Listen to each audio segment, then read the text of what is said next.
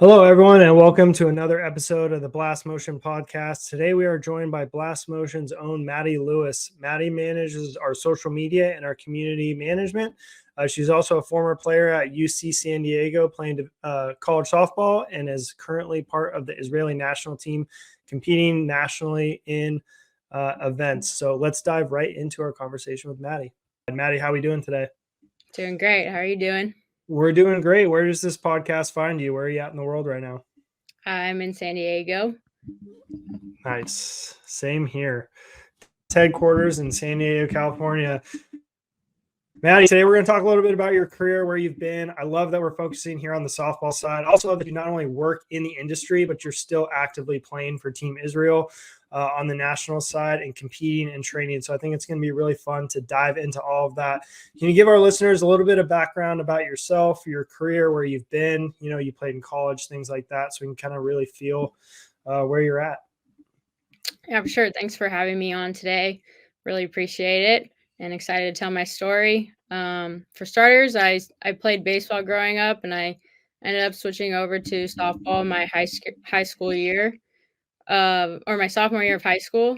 I was recruited to play at UC San Diego. Started at third base for 4 years. We ended up winning a conference tourney championship my freshman year, and then went on to win the West Region my senior season. So I got a chance to play in the national championship, which was a really cool experience, kind of a storybook ending to my career. Actually hung up my cleats for 2 years after I graduated. I was working at UC San Diego in the athletic communication department and had a former teammate that was playing for Team Israel. Also had, the head coach of Team Israel was also a UC San Diego alum, so had a lot of connections there and figured I'd give it a shot to try out for the team. So I ended up trying out in winter at their training camp in 2021, made the team in 2022, that following January, and then quickly got into competition that summer. So ended up playing in the Maccabi Games, which are the Jewish Olympics of summer 2022 in Israel, and then traveled with the team to Spain, where they played in the European Championships, finished 6th that year. And then the following year, ended up getting my citizenship in May of 2023, and then played in the Canada Cup later that summer, where we got to compete against a lot of international competition, many teams that played in the Tokyo Olympics. So that was really cool. Just go up against some of the best of the best. And then gearing up for tournament play again this summer. We'll likely go back to Canada and then play in the European Championships again, which happen every 2 years at the beginning of September, that will take place in the Netherlands. So it's been a lot of fun and really rewarding, and just allowed me to travel and create experiences with many lifelong friends that I'll have, and develop a deeper connection to this culture and this country that means so much to me. That's awesome. We love hearing the player journey. You know, the sport is so great in so many ways. Talk a little bit about hanging up your cleats for 2 years and then kind of getting back into the swing of things with training. You know, you had to pick them up, put the cleats on, start swinging again. What was that training like for you, and kind of how'd you go about it? Yeah, when I was at UC San Diego, so I was working as a sports information director. So one of my main sports was softball. So I was still very much involved in the game. But I definitely wasn't training at the same intensity as I was like as a student athlete. But yeah, I mean, you kind of just resort back to all the work you put in growing up, and it did take a little bit of time to get the rust off and to get used to those movements of taking a ground ball or taking hacks, but it came back pretty naturally. I think the toughest thing to adjust back to was the live pitching, just because I hadn't seen a ball coming at me in 2 years. But like I said, with just trusting that athletic ability and all the work that you've put in the past, that you just kind of go out there and have fun and enjoy it. Nice. For those of you out there, since Maddy and I are both at Blast, we actually trained together. We were in the cage getting work in. We had the advantage of having Blast there. You know, it's a very low cost to get some technology. You talk a little bit about kind of what we saw on the Blast side and how that kind of drove some of our training. We'll get into the drills and like specifically what we did, but I think just hearing your input on, where we started, how you went about it, because you learn blast just as anyone else would, picking up our sensor and downloading the app. Yeah, I think, first of all, I've been super lucky to have the support system that I have here at Blast, but also just in the San Diego area to, in general.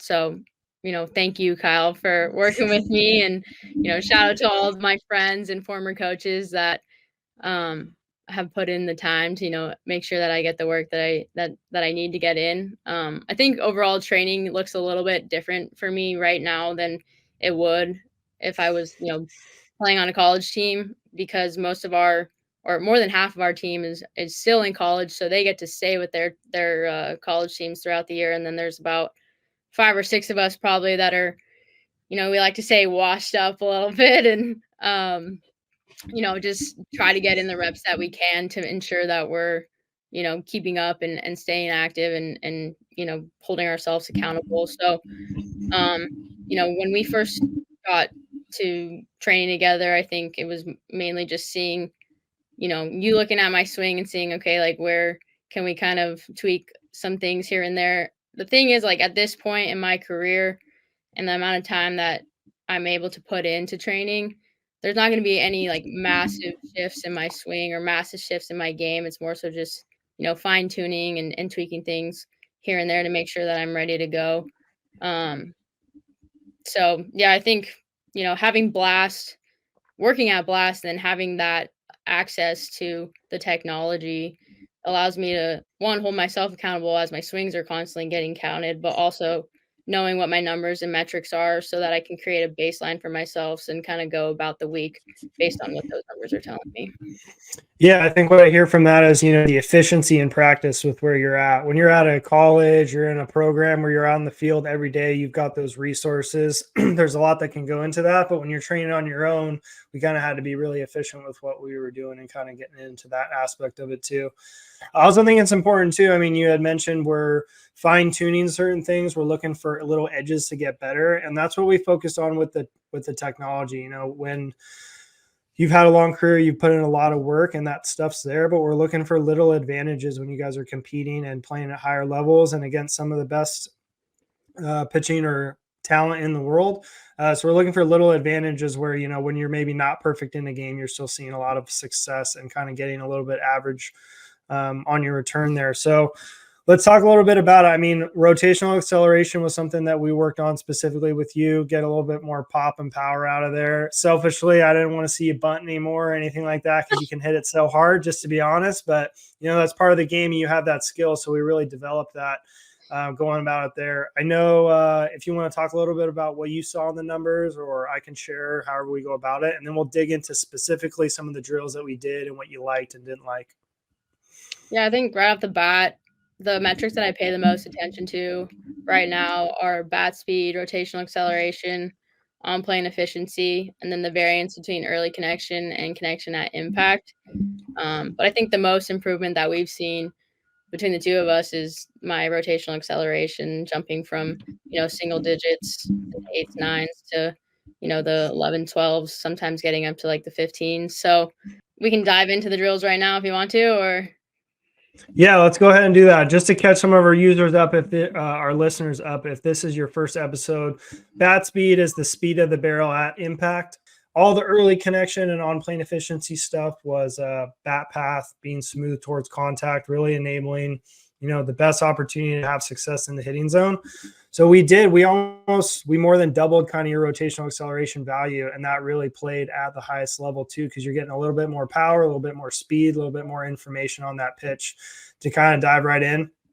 We're going to talk a lot about like the constraint-based approach or constraint-based training, where we're putting you in positions where you have to self-organize to be kind of efficient. And we're building blocks so that your body can move not only how it knows how to, but by increasing some of the efficiency and the speed in that. So why don't you dive into some of the drills that we worked on and went through there, and we can keep adding on why they were valuable and what you end up doing today. Sure. Yeah, I think the biggest thing that I've noticed in my swing is I tend to come out of my legs a little bit and lose the power that way. So working on drills that really enable me to like ground my legs and really feel those movements so that I am engaging that power and using the bigger muscles to create that power. So the first drill that we went over was the rhythm drill with side toss. So, taking one dry swing and then recoiling to that load, taking regular swings from there, probably doing that 5 or so reps just to feel that gather and feel that load and getting into the most powerful position that I'm going to be in to, hit the ball and make solid contact. We also do the step behind drill off a tee and front toss. Kind of helps engage that lower half and that core, and really feel that separation and exploding through the ball. Also did the contact rewind drill. So, getting to contact and again recoiling back to that load. All these drills are very similar and just kind of explained in different ways. But yeah, that's the biggest thing is just continuing to engage that core and really set myself up for the most powerful position to hit through the ball. Yeah, I think it's a good point. These drills that we're doing are promoting good movements and training, but they're also like a building block in a routine. So these were things that we did every day to kind of warm up. We started with like a long 5-foot PVC pipe that has some bend to it. And we were doing that rhythm drill with no swing. So you're able to go forward through that swing plane and backwards seamlessly using the body to control it. That built that momentum. Then we did the same thing with the rhythm drill, actually hitting balls. And I think this is a really important one because if you can find that track forward and backwards, your body is going to be so efficient in releasing that energy, reloading it back the same way, and being able to get into that strong hitting position. And then that step behind, just to explain that a little bit, it's kind of like a Happy Gilmore, but it's a little bit more of a step where you are going to start in the back of the batter's box. You're going to step with your back foot behind your front foot, load into that backside, and then really deliver. That was something that we saw with you that was really important because you did come out of your backside a little bit, and it really makes you anchor into that lower half and kind of start the swing with your core. And, the sound difference just kind of out of the gate when you got that right was really, really cool to see. I'm glad we had a high quality L screen in that cage. I'm definitely glad that it was not holy and things like that. The contact rewind drill is just a small version of that rhythm drill where you're starting the bat out in front, kind of at a contact position. When the hand drops or the pitcher is getting ready to throw, you recoil to that hitting position and then unload everything right to where you were. So you saw big jumps in that, and that really got the core moving. And we saw those rotational acceleration numbers jump.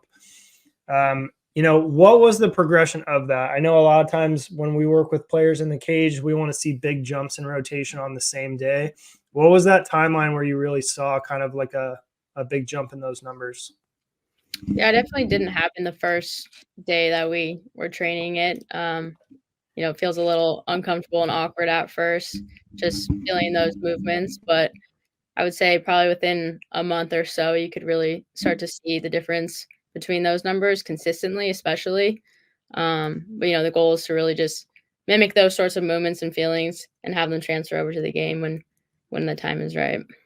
Yeah, ingrain those movement patterns and increase them over time so we hit them a lot easier. Can you talk a little bit about kind of how training's changed over the years with technology? You see it on the blast side working for us. You do it yourself in training. You played in college recently, but still enough where there's been a lot of growth in the game. How have you personally kind of seen it change, and what would you have if you were to give yourself advice back in the day as a current player, what would it be? Yeah, I think technology has become a lot bigger piece of our game than it was when I was playing, in college especially. Blast was demoing their sensor my senior year, so that was back in 2019, which is kind of a full circle moment. We had some guys from Blast that came out and put the sensors on our bats, and that was my first introduction to the technology itself. But now it's sort of just like this expected piece of equipment that every high level program has at their facilities. So I think that's, especially at the college level, but even before that, like it plays a huge toll in the recruiting piece as well. Like some girls are getting looked at from higher level schools and others based on what their numbers and their metrics say. A coach can kind of tell what the potential is of an athlete based on their numbers when they're in high school and at the younger years. So it's definitely changed a lot. I was actually watching the SEC tournament last night, and they have a comm system for the pitchers and catchers, which was like unheard of when I was playing, so we were, the basic throwing down signs behind the plate and that sort of thing. But I think, advice I would give to myself would be, I don't know, I mean, I think just to enjoy it. This doesn't necessarily have to do with the technology itself, but you can kind of get caught up in the whole day-to-day grind and the whole, going to practice and kind of going through the motions, but sooner or later it's your senior year and you don't know where the time is gone. And, 4 to 5 years later, you're out of college and you're like, that was 8 years ago when I was down there my freshman year. So I think more than anything, just to enjoy it. You never really get anything quite like it. The competition, the friendships, the memories, the travel trips, all that. That you try to get it in the workforce after you graduate, but I'm super fortunate because I still kind of get a little piece of it playing internationally and get to kind of live out the dream a little bit more than most people do. But I think I've realized that a lot of my identity is in that sport, and I feel my most self when I'm out there. So I think if I think I did enjoy it, and I think I knew a lot of this when I was playing, but you get a completely different perspective after a few years out of the game for sure. Yeah, definitely. To all that, just enjoying it and kind of what we're talking about on the training side too. When you do have that feedback and be able to go back and see your metrics and not only your performance on the field, it's just another tool in your toolbox to identify where everything's at and, how you can kind of get back to that. If you take a little bit of a break, we get in the cage, you might start hitting, going back to those routines and the drills that prepare you to get ready. That's something that you and I saw a lot too, where, we took a break for the holidays, you come back, we're starting to hit, things are looking good, but we're trying to find that feel that we had before. Sometimes you can forget, go back to those routines and those drills that really get you going, and that allows you to kind of have the most fun on the field because you're performing and you kind of know what you're seeing and where you're going about it. So there's other ways to kind of see success when you're training, and you've got some more tools in the toolbox to kind of help identify what's going on and track it over time. Yeah, I think sorry to cut you off. I think we experienced a little bit of it my senior season, but it was still so fresh that you didn't really necessarily know what all the metrics meant or what the definitions were. But I think obviously working at the company now, I have a way better understanding of what everything means. So I'm able to kind of dial in a little bit better than, when I was in college. But something that I think if I had it introduced to me at an earlier age, that it would have grown over time for sure. Yeah, this is the thing that we have with a lot of people. There's a lot of metrics that we measure. I think we have 10 in our app, but you had mentioned 4 or 5 that you really focus on. And if you were listening, we did focus on 1 or 2 things at a time and build on that. And I think that's really important in any of the training aspect of it, even when you're adding technology too.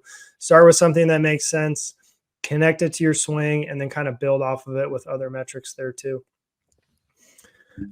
Hey, Maddy, so talk a little bit about what it's like for you just working at Blast and kind of what you enjoy most. Softball is a big part of your personality and your life and things like that. How is it working for Blast and kind of seeing that everything that you kind of see on your side? Yeah, it's been a lot of fun. And like I said earlier, full circle moment. So like you were saying earlier, I work in marketing. I'm in social media and community management. So I schedule out a lot of our social content and I work with a lot of our NCAA and travel ball teams, which has been a lot of fun. Mostly because, I was an SID at UC San Diego, like I said earlier, which has enabled me to kind of recreate some of those relationships that I had in the past as a different role at a different company. Um, and also work with our influencers and work alongside a lot of the players that I watched either growing up alongside my career or have a big face in the sport today. So that's been really cool just to kind of see them out as just regular people and, kind of hear what their mindsets are like and how they go about the game. And also just keeps me motivated and encouraged to continue to go out there and put work in so that I'm ready to go when summer competition comes around as well. Yeah. I'm really lucky, like I said, to just have the support from Blast as well. Like if I was working at a regular 9 to 5 job, I don't think I would be able to do what I do now. So just really grateful for that and lucky to continue to play the game and have that support from people around me. That's awesome. Talk a little bit about what training looks like for you now and where, what are you training for? When are your next games? When are you shipping off to another country to go play? And we'll end the listeners with what you're doing right now. Yeah, so I try to, balance my life right now with training, work, and also just having a regular social life as much as I can. I think the biggest thing with playing now is it stays or it continues to stay fun. Like it never feels like a grind. It never feels like I have to go out there. And I think that's what's so cool about playing internationally is that, you can kind of just resort back to this game that you fell in love with as a young girl. And so, I try to get out to a cage at least 2 or 3 times a week with whether it's Kyle or a former teammate or, like I said, a huge support system down here. So I have friends that'll go out and hit ground balls to me or throw me some front toss.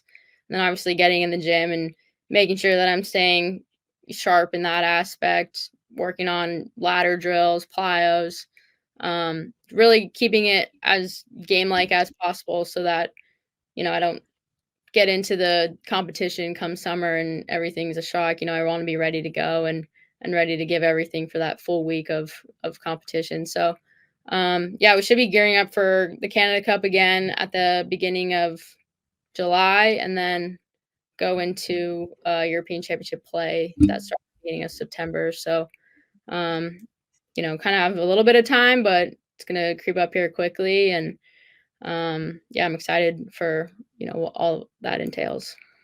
Awesome. Thanks for sharing. I think the thing that hits the most home for me is, you're still having fun playing this game. It is a great game. It's very fun. So anyone out there that works with athletes, teams, have kids of their own that are playing the sport, competition, baseball, softball is supposed to be fun. Training should be fun. You should be excited to go.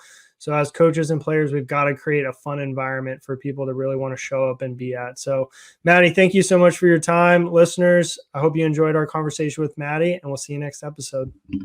Thanks for having me.